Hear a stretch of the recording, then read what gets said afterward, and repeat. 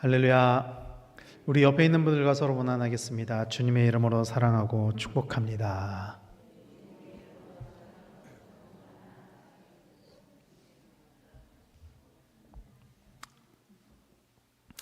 제가 퀴즈를 하나 내겠습니다. 야곱, 유다, 다윗, 솔로몬, 이 사람들의 공통점이 무엇일까요? 공통점이 무엇일까요? 이렇게 퀴즈를 내면은 넌센스라고 생각들을 하시는 경우가 있는데 넌센스가 아니고 정말로 이 사람들의 공통점이 무엇일까요? 첫 번째는 이 사람들이 모두 예수님의 족보에 올라가 있는 사람이라는 거예요. 예수님의 족보는 마태복음과 누가복음에 기록이 되어 있지요. 마태복음과 누가복음에 기록이 되어 있는데 물론 솔로몬은 누가복음에는 솔로몬의 이름이 기록이 되어져 있지 않지만 마태복음에서는 이에 네 사람을 통해서 아브라함으로부터 예수님에 이르기까지의 혈통이 이어졌음을 나타내고 있어요. 그래서 이 네 사람의 공통점, 야곱, 유다, 다윗, 솔로몬, 이 네 사람의 공통점 중에 하나는 예수님의 족보에 올라가 있는 사람이라는 것입니다. 그런데 오늘 제가 이 네 사람을 처음에 딱 끌어들인 것은 이 네 사람의 공통점 중에 두 번째 공통점을 가지고서 말씀을 풀어나가려고 끌어들인 거예요. 그 두 번째 공통점이 무엇이냐면은 이 네 사람은 모두 장자가 아니었다는 거예요. 첫째 아들이 아니었어요. 모든 혈통은 기본적으로 장자를 중심으로 계승이 됩니다. 그렇죠? 모든 혈통은 장자를 중심으로 계승이 돼요.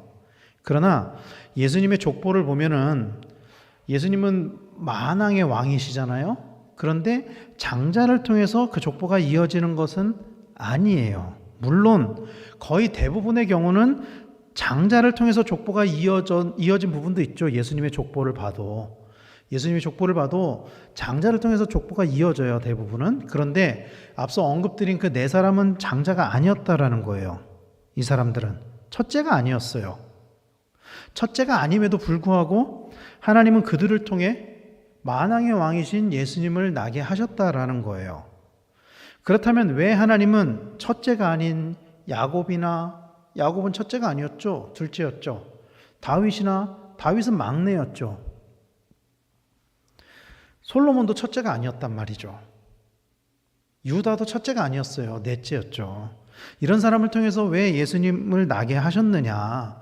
왜 하나님이 이것을 이렇게 이루어 가시는 기준이 뭐냐? 하나님이 자기의 일을 이루시는 기준이 뭐냐? 이거죠. 오늘 우리가 읽은 본문은 바울이 고린도 교회 성도들에게 보낸 편지의 한 장면입니다. 오늘 본문을 보면은 왜 하나님이 바울을 사용하시는지 또 바울이 그 하나님의 부르심을 어떻게 받아들이는지에 대해서 말씀을 하고 있어요. 일단 오늘 본문은 바울의 자랑으로 시작을 합니다. 오늘 본문에서 바울은 두 가지를 자랑을 해요. 첫 번째는 자신이 경험한 환상입니다. 오늘 본문 1절 말씀을 보면은 무익하나마 내가 부득불 자랑하노니 주의 환상과 계시를 말하리라. 내가 부득불 자랑하노니 주의 환상을 자랑하겠습니다. 주의 계시를 자랑하겠습니다. 이 말씀에서 바울은 그리스도 안에 있는 한 사람을 이야기를 해요. 그리스도 안에 있는 한 사람, 누구를 의미하는 걸까요? 이 그리스도 안에 있는 한 사람도 신학적으로 많은 논쟁이 있는 부분입니다. 그런데 많은 신학자들은 아마도 바울 자신을 가리키는 것이다 라고 이야기를 해요. 그리고 셋째로 끌려간 이 체험, 셋째 하늘에 끌려갔다라고 이야기를 하잖아요. 이 사람이. 이 체험은 하나님이 계신 곳, 즉 영적 세계를 체험한 것으로 이야기하는 것, 그것으로 보입니다. 즉 이 말씀은 신학적으로 굉장히 많은 논쟁이 있고 파고 들어가면 굉장히 깊이 이야기를 해야 되지만 오늘 제가 이제 함께 나누려는 말씀에서 이건 핵심이 아니니까 간단하게 설명을 드리면은 바울은 자신이 경험한 하나님 나라를 자랑하고 있는 것으로 보여요. 바울이. 그래서 오늘 보면 4절에서도 뭐라고 표현을 하냐면 낙원으로 이끌려가서 이렇게 말씀을 하고 있거든요. 바울이 자랑을 하고자 했던 첫 번째 자랑의 내용은 내가 하나님 나라를 경험했다. 내가 영적인 그 세계를 경험했다. 그것을 이야기를 하고 있는 거예요. 그리고 두 번째 자랑거리는 이것입니다. 오늘 본문 5절 말씀에 이렇게 말씀을 해요. 내가 이런 사람을 위하여 자랑하겠으나 나를 위하여는 약한 것들 외에 자랑하지 아니하리라. 약한 것들 외에 자랑하지 아니하리라 이렇게 말씀을 하고 있어요. 이 말씀을 거꾸로 뒤집으면 어떻게 읽혀지냐면요, 약한 것만 자랑하겠다 이렇게 읽혀져요. 약한 것들 외에는 내가 자랑하지 않겠다. 그러니까 약한 것들만 내가 자랑하겠다 이렇게 읽혀진다는 거죠. 앞서 말씀드린 것처럼 바울은 하나님 나라에 대한 환상을 경험한 사람이었습니다. 그는 자랑할 것이 있었어요. 분명히 자랑할 것이 있었습니다. 그러나 그는 자신의 체험보다 자신의 약한 것을 더 자랑했어요. 그래서 오늘 본문 9절 후반부에는 그러므로 도리어 크게 기뻐함으로 나의 여러 약한 것들에 대하여 자랑하리니 이렇게 말씀을 하고 있어요. 나의 여러 약한 것들에 대하여 자랑하리니. 그렇다면 바울은 어떤 약점을 자랑하고 있을까요? 오늘 본문을 보면은 우리가 다 알고 있는 그 육체의 가시를 이야기를 하고 있는 거예요. 내가 약한 것을 자랑하겠습니다 하면서 바울이 어떤 이야기를 하고 있냐면은 육체의 가시에 관해서 이야기를 하고 있다라는 거예요. 이 육체의 가시는요, 여러분, 원어로 보면은 어떤 의미의 단어가 사용되었냐면은 그 범죄자들의 몸을 꿰뚫을 때 사용했던 뾰족한 나무 조각을 의미하는 거예요. 그러니까 사람의 몸을 꿰뚫을 정도의 아주 날카로운 나무 조각을 이야기하는 거죠. 이것이 무엇인지에 대하여 신학자들 간에도 의견이 분분하지만 대부분의 신학자들은 이것을 육체의 질병으로 봅니다. 그래서 우리가 예전에 이렇게 설교를 들을 때는 대부분 이 육체의 가시를 뭐라고 받아들였냐면은 대부분 간질 이렇게 많이들 이야기를 했었어요. 근데 명확하지는 않아요. 그냥 추측할 뿐이죠. 그러나 간질이든 아니든 간에 육체의 질병이었을 것이다 라고 많이들 추정을 하는 거예요. 그리고 오늘 본문에서 바울은 이것을 해결하기 위해 3번 간구했다라고 고백하고 있어요. 3번 간구했다는 것은 무슨 의미일까요? 3번 기도했다는 걸까요? 이 3번 간구했다는 것은 이런 의미예요.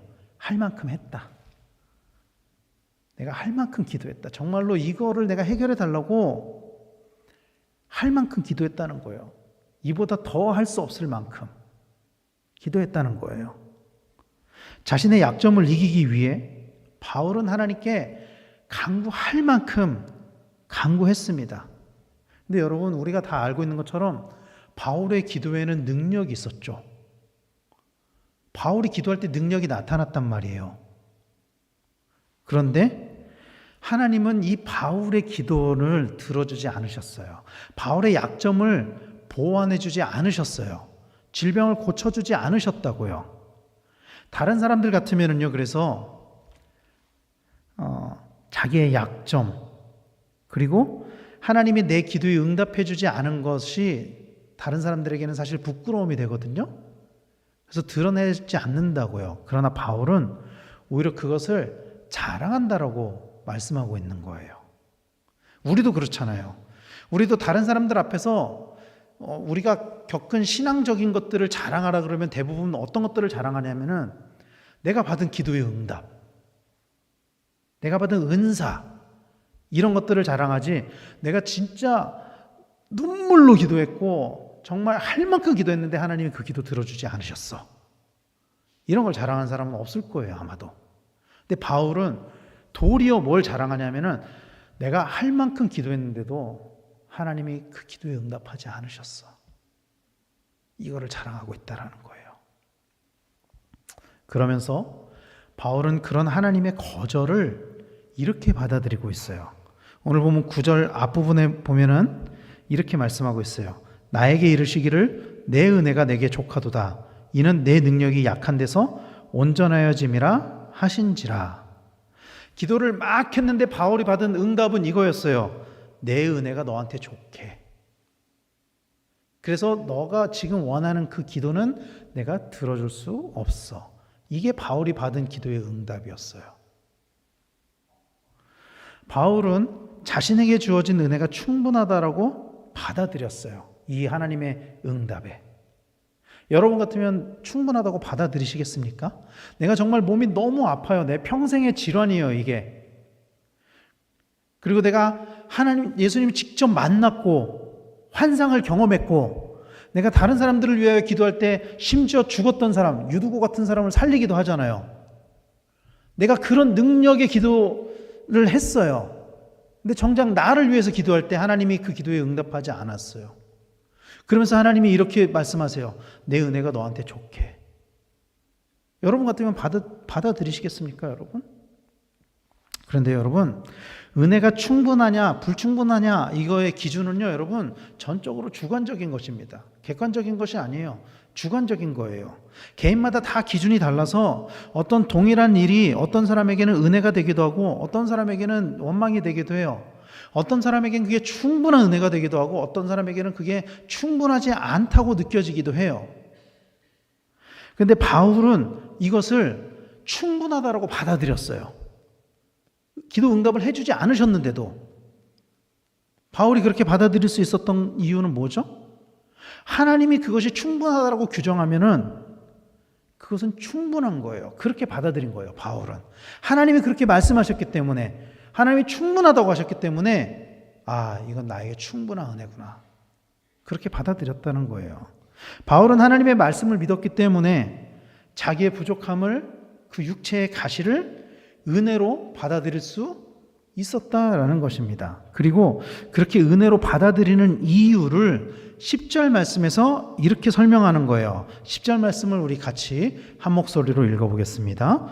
그러므로 내가 그리스도를 위하여 약한 것들과 능욕과 궁핍과 박해와 곤고를 기뻐하노니 이는 내가 약한 그때의 강함이라. 아멘. 이는 내가 약한 그때의 강함이라. 나는 약하지만 그때 오히려 강함이 된다라는 거예요. 그 강함을 누가 이루어 가시죠? 바로 하나님이라고 고백하고 있는 것입니다. 바울은. 사랑하는 성도 여러분, 많은 사람들은요, 하나님이 사용하시는 사람에 관해서 이렇게들 생각해요. 큰 사람을 사용하실 것이다. 유능한 사람을 사용할 것이다. 능력 있는 사람을 사용할 것이다. 그러나 하나님은 반드시 큰 자만 사용하시는 것 같지는 않아요. 물론 세상 사람들이 보기에 큰 사람, 대단한 사람, 유능한 사람을 사용하실 때도 있지요. 그럴 때도 있지요. 그러나 하나님은 그런 사람만 사용하는 것은 아니라고 성경은 일관되게 말씀하고 있습니다. 여러분, 바울만 해도 그렇습니다. 바울은 어떤 사람이죠? 바울은 원래 성경 지식에 탁월한 전형적인 큰 자였어요. 바울은 유대교 지도자였습니다. 젊은 사람이었는데도 불구하고 청년 바울은 유대교 지도자였어요. 대제사장에게 인정받는 사람이었어요. 이 사도행전 9장 말씀을 보면 그 바울이 예수님 만나는 그 말씀이잖아요. 다메섹 도상에서. 그 말씀 9장이 어떻게 시작되냐면은 바울이 대제사장들에게 공문을 받는 걸로 시작을 해요. 인정을 받았다고요. 그 그리스도인들을 박해할 권한을 받았다고요. 바울은 그런 사람이었어요. 하나님은 그런 바울을 부르셨습니다. 그런데 하나님이 부르신 바울은요, 율법에 탁월한 사람, 대제사장들에게 인정받는 사람, 젊은 유대인 지도자가 아니라 하나님은 육체의 가시를 가지고 있는 그런 바울을 사용하셨어요. 하나님이 바울을 선택하신 시점, 하나님이 바울을 사용하신 시점은 언제였냐면은 예수님을 만나서 눈에 비늘 같은 것이 있어서 아무것도 보이지 않아서 오직 예수님을 의지해야만 했을 때, 하나님을 의지해야만 했을 때, 바울 자신은 자신의 인생에 있어서 이때가 내가 가장 연약한 때라고 여겼을 때, 바울이 가장 절망했을 때, 3일 동안 아무것도 먹지도 마시지도 못했을 때, 그때 하나님이 바울을 사용하셨다고요. 바울은 누구보다 많은 스펙을 가지고 있는 사람이었죠. 로마 시민권자였어요. 가말리엘 문화였어요. 산헤드린 공의원이었다고요. 바리새인이었다고요. 그러나 하나님이 바울을 사용하신 데는 그 모든 스펙이 다 무의미한 것이었습니다. 다 무의미한 것이었어요. 그래서 바울은 하나님이 자기를 부르신 것에 대해서 자기가 가지고 있었던 그 스펙을 이렇게 표현을 하죠. 빌립보서 3장 7절 8절 말씀에 그러나 무엇이든지 내게 유익하던 것을 내가 그리스도를 위하여 다 해로 여길 뿐더러 또한 모든 것을 해로 여김은 내 주 그리스도를 아는 지식이 가장 고상하기 때문이라. 내가 그를 위하여 모든 것을 잃어버리고 배설물로 여김은 그리스도를 얻고 라고 말씀을 하고 있죠. 바울에게는 내가 유익하게 생각했던 것, 내가 얻으려고 노력했던 그 모든 것들 다 그리스도를 위하여 해로 여기고 어떤 것이 가장 큰 자랑거리고 스펙이었냐? 그리스도를 아는 것. 그리스도를 아는 것. 바울은 이게 자기의 가장 큰 스펙이라고 생각했던 거예요. 하나님에게 사용받기 위해서 가장 중요한 것이 무엇이냐?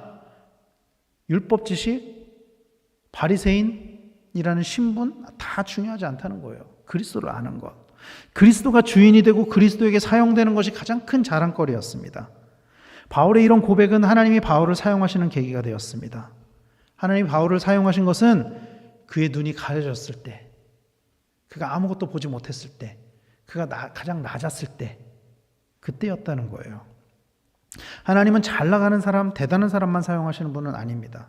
그러나 많은 사람들은 여전히 하나님이 사용하시는 사람은 그런 특별한 사람들만 사용할 것이라고 생각을 하죠. 그래서 그런 사람들과 비교를 하면서 스스로는 나는 너무나도 낮고 너무나도 초라하고 그래서 하나님이 사용하지 않으실 거라고 생각할 때도 있죠. 큰 교회 목사님들, 사회적으로 성공한 사람들, 유명한 사람들, 이런 사람들을 하나님이 사용하실 거라고 생각을 하죠.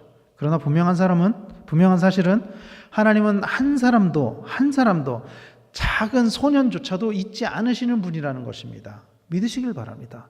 하나님은 단 한 사람도 잊지 않으시는 분이세요.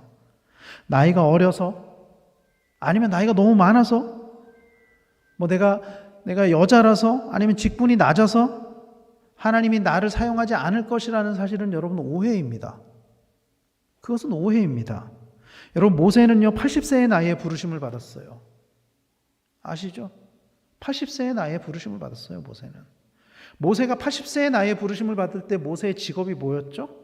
양치기였습니다. 모세의 직업은 양치기. 모세는 실패자였고요. 양치기였어요. 그 실패자의 생활, 양치기의 생활을 몇 년 했죠? 40년 했습니다. 40년 동안 처절하게 패배자의 삶을 살았어요. 자존감은 낮아질 대로 낮아졌다고요. 하나님은 그런 모세를 사용하셨습니다. 모세의 배경은 원래 애굽 왕자였잖아요. 그러나 그런 배경은 오히려 모세에게 역효과가 나는 배경이었죠. 그때 하나님이 모세를 사용하지 않으셨다고요. 오히려 모세가 광야로 나가서 40년을 양치기를 했을 때 하나님 모세를 사용하셨다고요. 다윗은 막내 아들이었습니다, 여러분. 다윗도 양치기였습니다. 다윗에게 기름을 부었던 사무엘은요, 처음에 다윗의 그 이새의 집에 가가지고 하나님이 이새의 집으로 가라고 했을 때 딱 가서 그 아들들, 큰 아들부터 쫙 봤을 때 사무엘이 그 아들들한테 감탄을 해요. 우와, 이 사람이구나. 하나님이 이 사람을 사용하시겠구나. 대단해 보였거든요. 그러나 하나님은 그 형들이 아닌 다윗을 선택하셔서 기름을 붓게 하셨습니다. 하나님은요, 자신의 약함을 하나님께 맡기고 오직 하나님을 의지한 사람, 그런 사람을 사용하셨어요. 그리고 오늘 하나님께서도 우리에게 동일한 부르심을 요구한다는 것을 믿으시길 바랍니다. 하나님 우리를 택하시고 구원하셔서 이 자리에 있는 우리 모두를 사용하기를 원하신다는 것을 믿으시길 바랍니다. 그렇다면 하나님이 우리를 어떻게 사용하려고 하시느냐? 여러분, 하나님이 사용하신다는 말은요, 사실은 되게 기대가 되는 말이에요. 되게 설레이는 말이에요. 하나님이 나를 어떻게 사용하실까? 막 가슴이 막 두근두근 거리는. 마치 모세처럼, 다윗처럼, 요셉처럼 민족의 지도자로 막 사용할 것 같은 그런 기대감. 그러면서 뭔가 크게 사용되어지지 않으면은 하나님이 나를 사용하지 않으시는 것 같아. 그런 생각이 들 때도 있죠. 그런데 여러분, 우리 이런 생각을 해야 돼요. 왜 우리는 하나님이 사용하신다고 하면 마치 바울이나 모세나 다윗처럼 그렇게 사용하실 거라고 규정을 짓느냐는 거죠. 우리 스스로. 하나님이 사용하는 사람은 다 그렇게 리더여야 하고 다 지도자여야 하느냐는 거죠. 여러분, 우리가 자녀들을 위해서 기도할 때 많이들 이렇게 기도를 해요. 하나님, 이 아이를 하나님께서 사용해 주시기를 원하십니다. 그렇게 기도하신 분들 많으시죠? 저도 그렇게 기도를 하니까요. 근데 그 저변에 깔려져 있는 그 내적 심리는 뭐냐면은, 하나님, 내 아이가 요셉처럼 사용되기를 원합니다. 내 아이가 다윗처럼 사용되기를 원합니다. 이 아이가 모세처럼 사용되기를 원합니다. 민족의 지도자로, 왕으로 사용되어지기를 원합니다. 우리가 기억해야 하는 것은요, 하나님이 사용하신다는 그 의미가 사회적으로 성공하는 것을 의미하는 것은 아니라는 것입니다.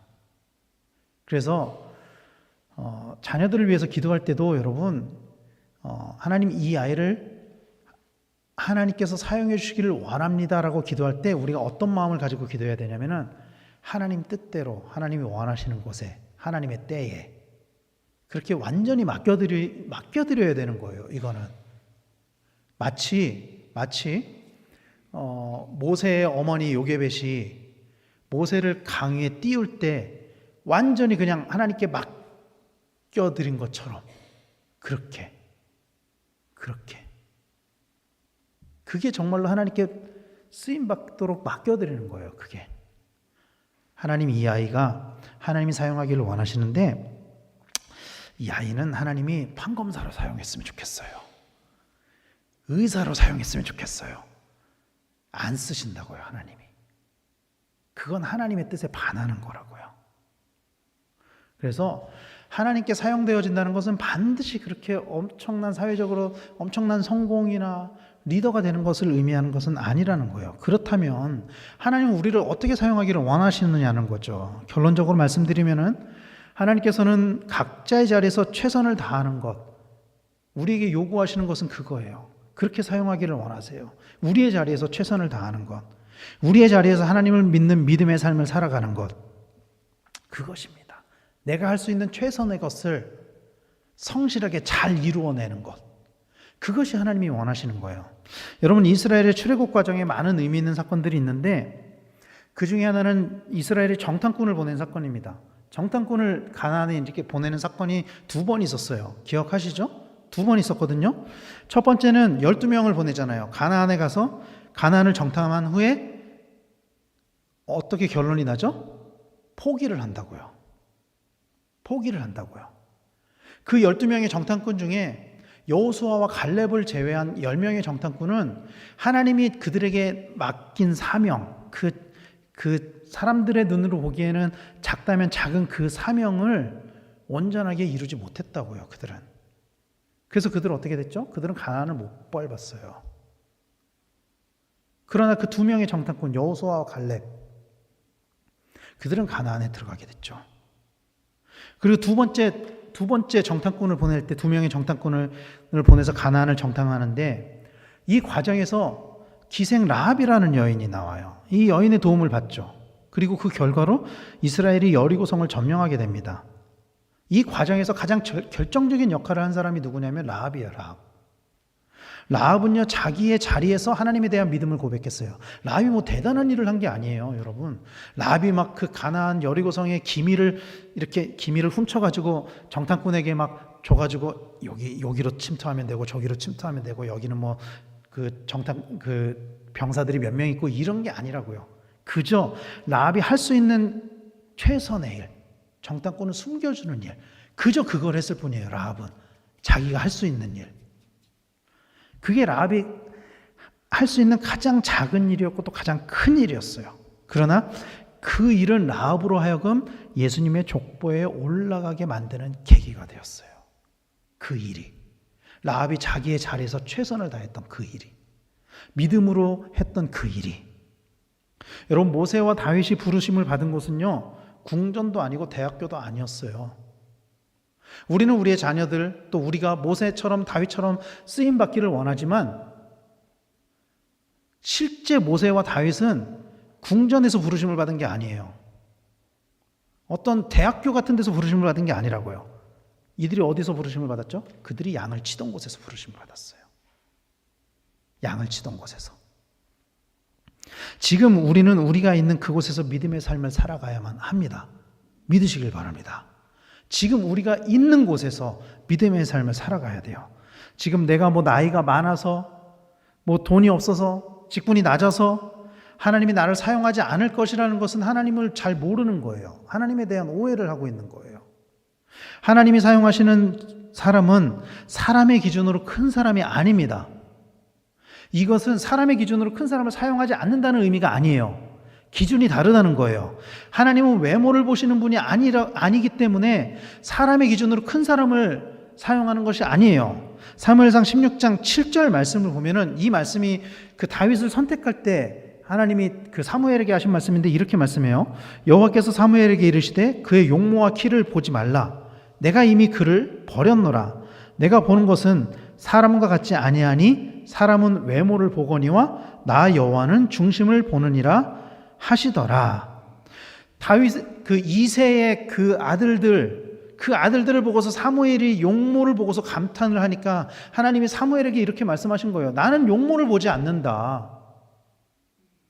그 사람의 중심을 본다. 하나님이 찾는 사람, 하나님이 보시는 사람은 용모가 뛰어나거나 배경이 대단하거나 스펙이 대단한 사람이 아닙니다.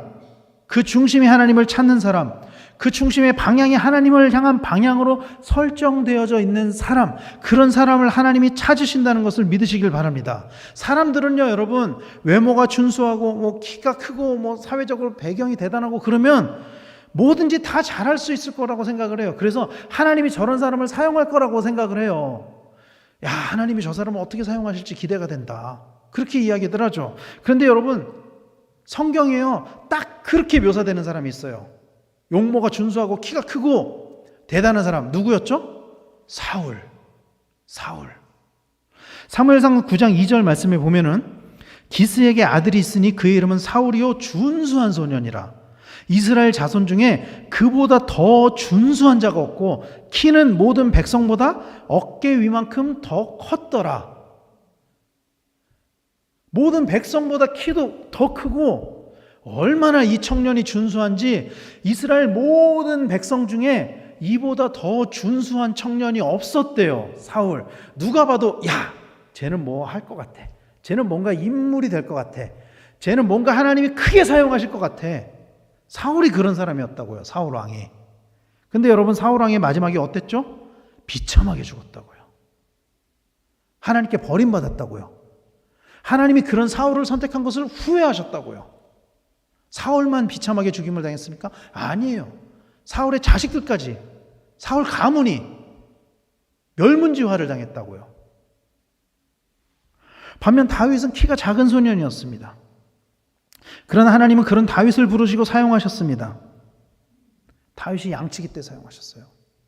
여러분, 이스라엘에서 양치기를 평가하는데 좋은 양치기와 좋지 않은 양치기를 평가하는 기준이 뭔지 기억하시나요? 제가 언젠가 이 말씀 한 두세 번 말씀드렸던 것 같은데 기억하시나요?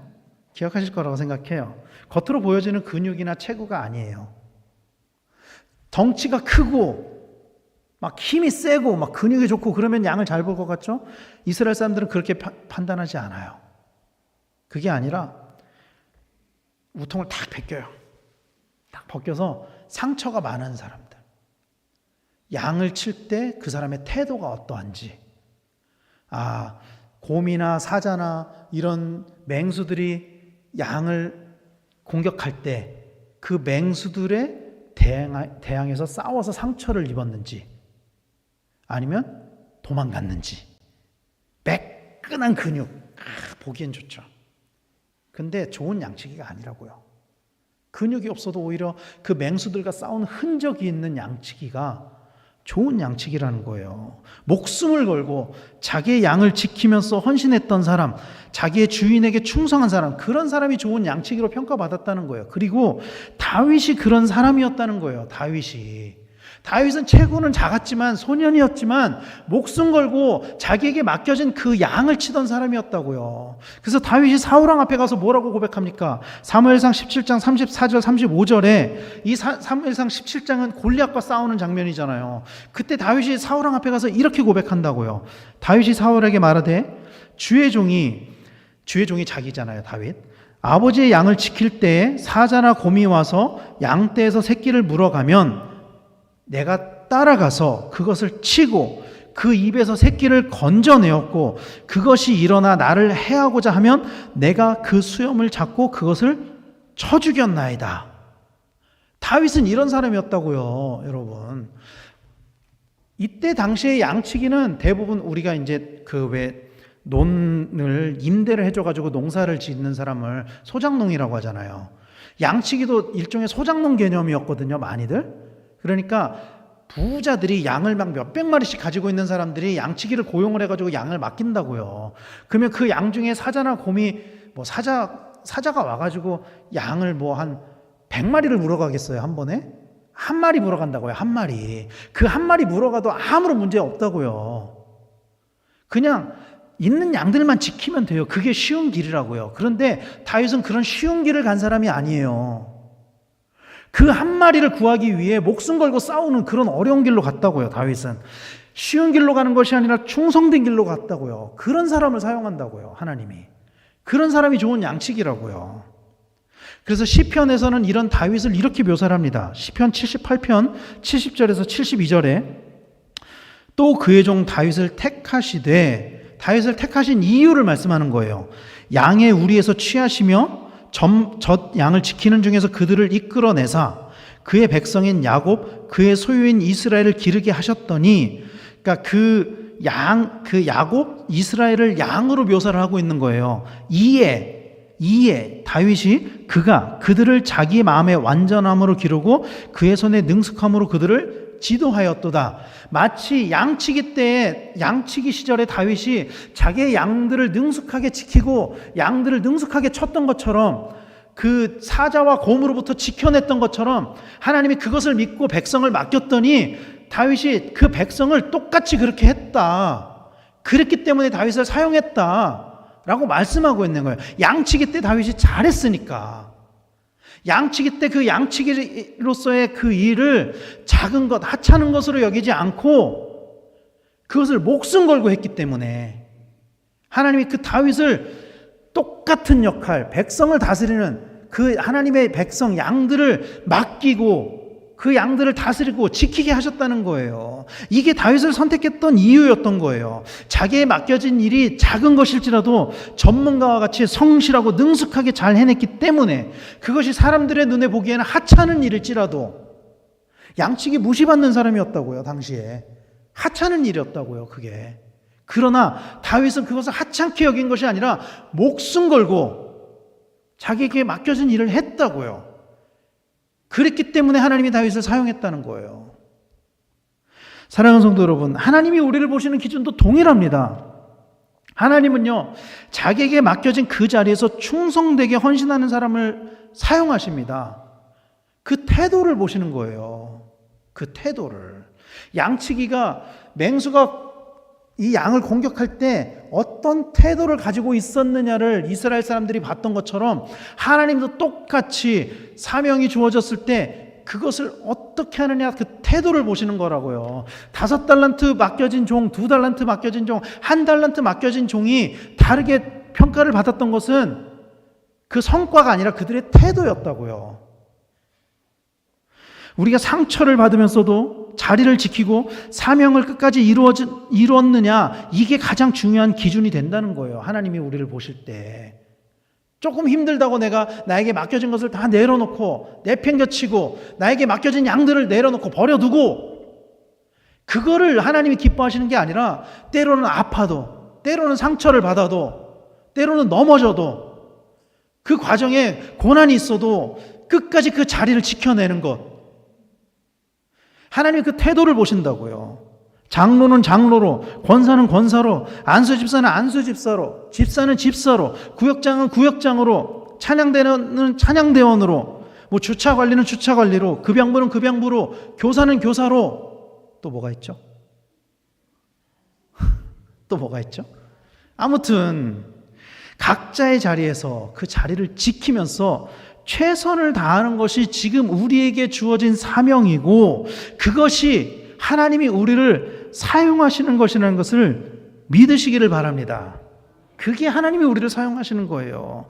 비록 그것이 사람들이 보기에 드러나지 않을지라도, 작아 보이는 일일지라도 각자에게 주어진 그 하나님의 부르심에 충성하는 사람을 하나님이 사용하고 그런 사람을 칭찬하신다는 것을 믿으시기를 바랍니다. 그래서 누가복음 16장 10절에는 제가 너무나도 좋아하는 말씀인데 이렇게 말씀해요. 지극히 작은 것에 충성된 자는 큰 것에도 충성되고, 지극히 작은 것에 불의한 자는 큰 것에도 불의하니라. 이렇게 말씀을 해요. 그러므로 지금 우리에게 주어진 그 작은 사명에 충성하는 우리 성도님들이 다 되시기를 축원합니다. 그래서 하나님께 사용되어지는 그런 성도님들이 다 되시기를 바랍니다. 비록 내가 작아 보일지라도, 내가 약해 보일지라도, 그럼에도 불구하고 나에게 그것을 맡기신 그 하나님의 뜻을 기억하면서 내가 할 수 있는 최선으로 하나님께 순종하는 그런 성도님들이 되시기를 바랍니다. 물론 자리를 지키는 것이 그렇다고 해서 하나님께 사용받는 것이 늘 꽃길을 의미하는 것은 아니에요. 늘 좋은 길을 의미하는 것은 아닙니다. 여러분, 바울은요, 우리가 다 아는 것처럼 바울은 가장 낮았을 때, 바울의 인생에서 가장 밑바닥일 때 하나님을 받아들이고 하나님께 사용되어져요. 부르심을 받아요. 바울이 눈이 가려졌을 때 하나님이 아나니아라는 사람에게 뭐라고 말씀하시냐면은, 내가 저 사람을 이방인의 사도로 세울 거다. 바울의 눈이 가려졌을 때, 바울이 가장 밑바닥이었을 때, 그렇게 바울이 딱 하나님이 자기를 사용한다는 거 딱 알고 이렇게 눈이 보이자마자 나가서 막 복음을 전하잖아요. 그때 바울이, 그래, 내 인생의 밑바닥을 경험했으니까 이제 하나님이 나를 사용하시니까 나에게 꽃길이 이루어질 거야. 앞길이 막 평탄할 거야. 기독교의 지도자가 되고 내가 교회의 담임 목사가 되고, 막 이렇게 생각했을까요? 그렇게 생각했을지도 몰라요. 어쩌면 하나님이 사용하신다니까. 근데 여러분, 바울의 밑바닥이 정말 그 앞에 비늘 같은 게 가려졌을 때가 밑바닥이었을까요? 아니에요.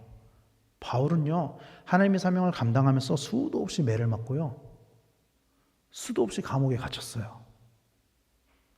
바울은 이렇게 고백을 해요. 40에 하나 감한 매를 5번 맞았대요. 이 40에 하나 감한 매는 거의 사형에 준하는 형벌이에요. 그걸 5번 맞았대요. 3번 태장으로 맞고, 1번 돌로 맞고, 3번 파선하고, 일주야를 깊은 바다에서 지냈다고 고백을 해요.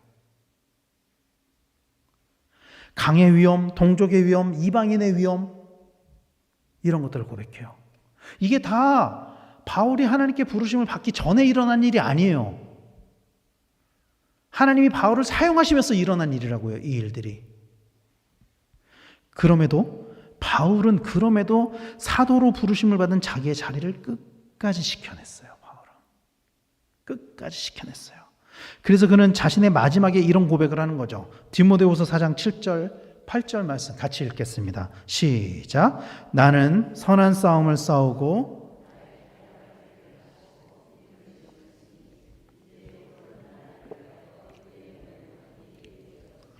주 곧 의로우신 재판장이 그날에 내게 주실 것이며, 내게만 아니라 주의 나타나심을 사모하는 모든 자에게도니라. 아멘.